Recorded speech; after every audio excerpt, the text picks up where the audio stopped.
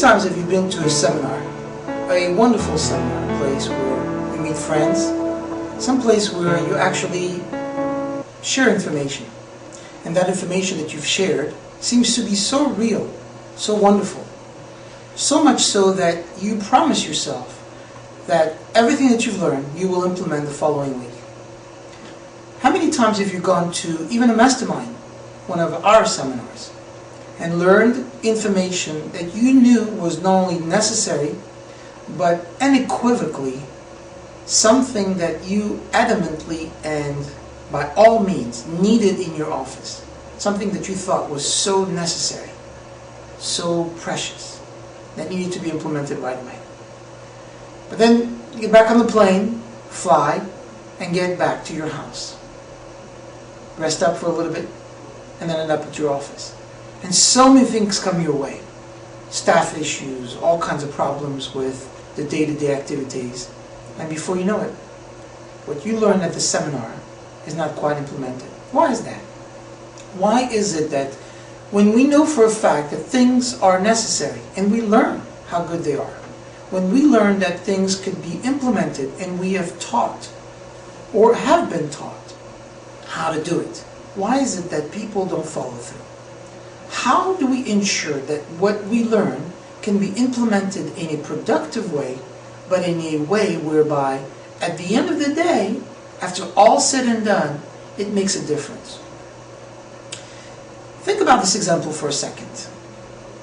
If a person was to go and see a very wise man, very wise, let's say someone who is an extremely brilliant man.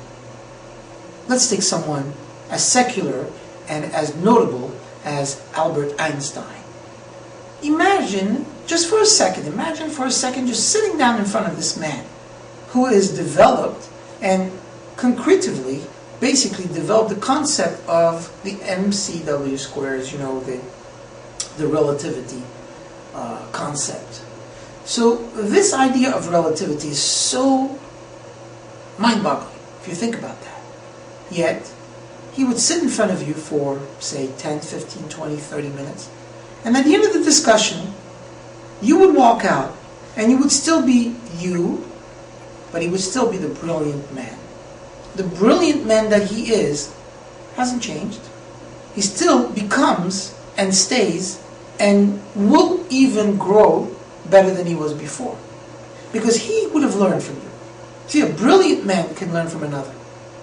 But you, on the other hand, when you walk out of that room, you'll honestly say, he is a brilliant man. It's amazing what he knows. It was a pleasure meeting him. But what did you get out of it? What did you take? What can you do now to improve your life so that as you move on back to your office, to your quarters, to your environment, that you can enhance it in such a way where you yourself might become a brilliant man too?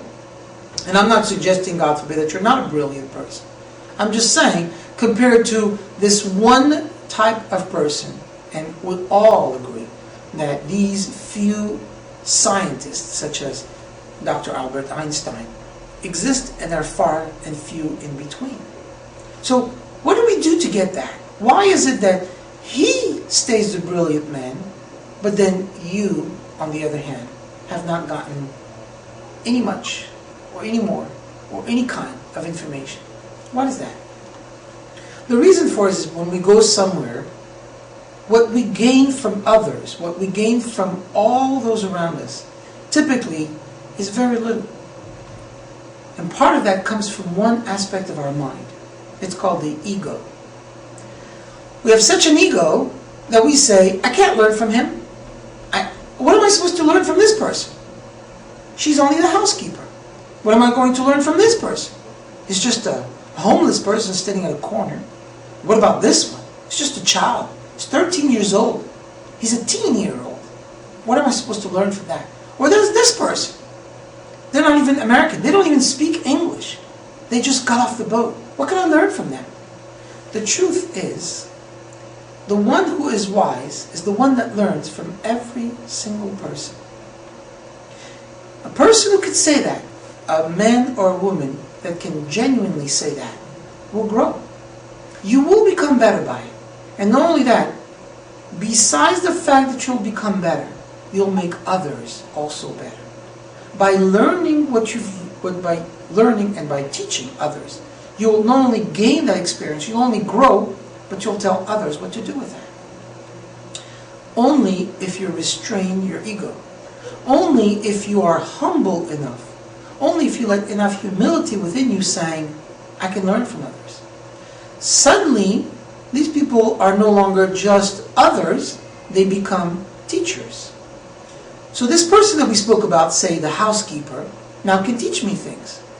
I learned from a housekeeper, for instance, she's always pleasant. I also learned that around the house, she's very organized. This I learned from my housekeeper. I'm amazed how quick she can go from one room to another and clean things up.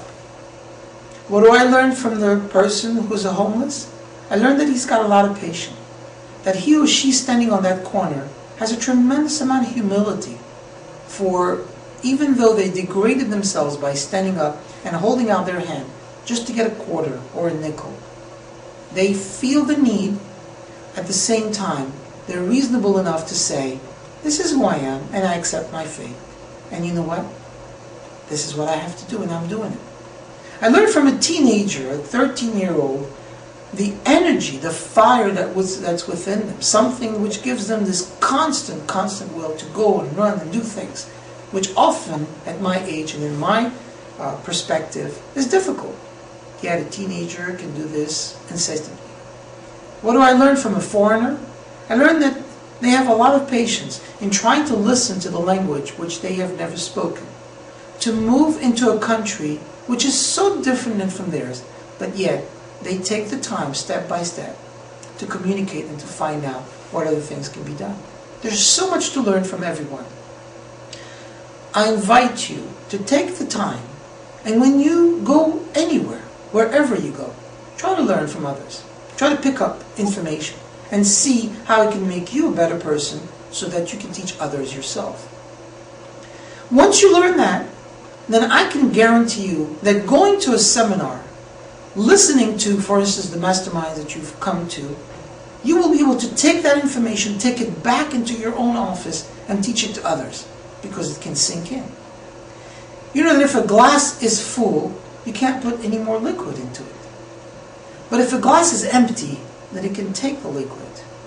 If you're full of yourself, you can't take any advice from anyone.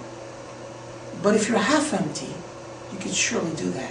And if you're totally empty, think of how much you could take. It's a lesson that I live by every day. I learned from this and I enjoy. As you know, I've been blessed with 7 children, thank God. And you'll be amazed that when you have children, and if you listen to them, rather than wanting to lecture, listen to them and learn from them and find out, what is it that they can teach me? What is it that I can learn from them? And how can we benefit the world? May God bless each and every one of us to have this humility and live with humbleness, but something which at the same time all of us can nurture, and that's patience. Patience to grow, patience to acquire, patience to share, and most of all, patience to give. God bless you and all of us for a wonderful week. Thank you.